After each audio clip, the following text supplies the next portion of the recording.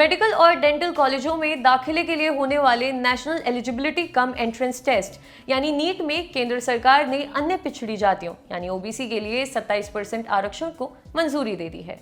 हालांकि देश में ओबीसी की आबादी कितनी है इसकी सटीक जानकारी सामने नहीं है, लेकिन प्राइमरी स्कूलों में पढ़ने वालों के जातिगत डिटेल्स उपलब्ध हैं। इससे पता चलता है कि प्राइमरी स्कूलों में 45% ओबीसी, 19% अनुसूचित जाति यानी एससी और 11% अनुसूचित जनजाति के छात्र हैं। बाकी 25% में हिंदू, अपर कास्ट और अन्य धार्मिक समूहों की आबादी का बड़ा हिस्सा शामिल है। बौद्ध को छोड़कर ये 2019-20 का डेटा है। Unified district information system for education plus यानी UDISE प्लस स्कूली शिक्षा का डेटा रखता है। एक दशक से अधिक समय से भी सभी स्कूली छात्रों का जाति का विवरण ये इकट्ठा कर रहा है। चूंकि प्राइमरी लेवल पर नामांकन 100% है, इसलिए कक्षा 1 से लेकर 5 तक के स्टूडेंट्स का डेटा व्यापक परिदृश्य को दिखाता है।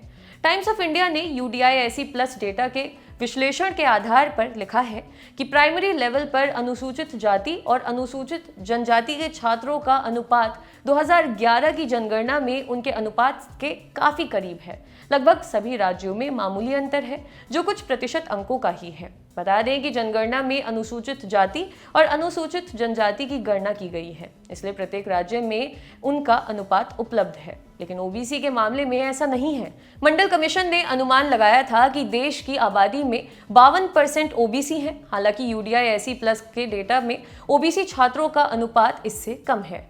दक्षिणी राज्यों में ओबीसी छात्रों का अनुपात सबसे अधिक तमिलनाडु में है जो कि 71% है। इसके बाद केरल में लगभग 69% और कर्नाटक में 62% है।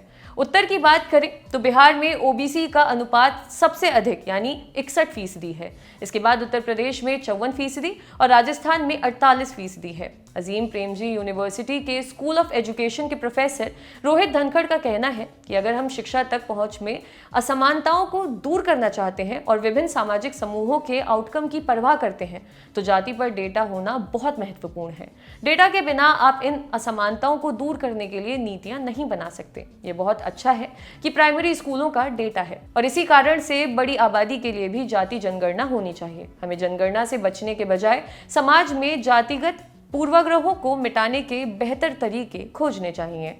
जानकारी के लिए बता दें कि 1931 तक जनगणना में जाति के आंकड़े भी जोड़े जाते थे, लेकिन आज़ादी के बाद जनगणना में जाति के नाम पर केवल SC/ST का डेटा जुटाया जाता है। सामाजिक, आर्थिक और जातीय जनगणना यानी SECC के जरिए जुटाया गया डेटा 2016 में पब्लिश होना था, लेकिन सरकार ने इसे पब्लिश करने से मना कर दिया।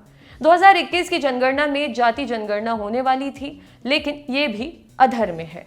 हालांकि कई पार्टियां जाति आधारित जनगणना की मांग करती रही हैं। इसके समर्थक नेताओं का मानना है कि इस जनगणना से जातियों की आर्थिक, सामाजिक और शिक्षा की वास्तविक स्थिति का पता चल सकेगा। किस जाति में कितने लोग आज भी बदतर जिंदगी जीने को मजबूर हैं, इसकी भी जानकारी मिलेगी। तमाम नीतियां जाति को ध्यान में रखकर बनाई जाती हैं, इसलिए जाति जनगणना जरूरी है। आपके लिए खबर लिखी थी हमारे साथी डेविड ने। देखते रहिए दी लल्लन टॉक। शुक्रिया।